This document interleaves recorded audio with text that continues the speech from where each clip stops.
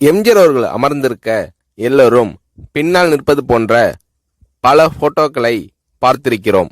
ஆனால் இந்த படம் வித்தியாசமானது.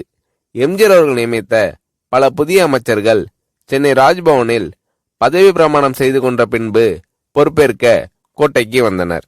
அப்போது எம்ஜிஆர் அவர்கள் தானே நேரில் வந்து ஒவ்வொரு புதிய அமைச்சரையும் அமைச்சரது அறைக்கு அழைத்து சென்று மாலை அணிவித்து வாழ்த்திய பின் அமைச்சருக்குரிய நாற்காலியில் உட்கார வைத்தார்.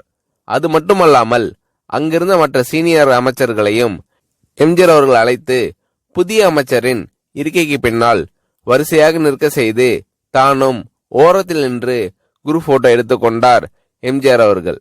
எம்ஜிஆர் அவர்களின் இந்த செயல் குடும்பத்தில் சகோதரனிடம் ஒரு மூத்தண்ணன் காட்டும் பாச உணர்வை பிரதிபலிக்கிறது.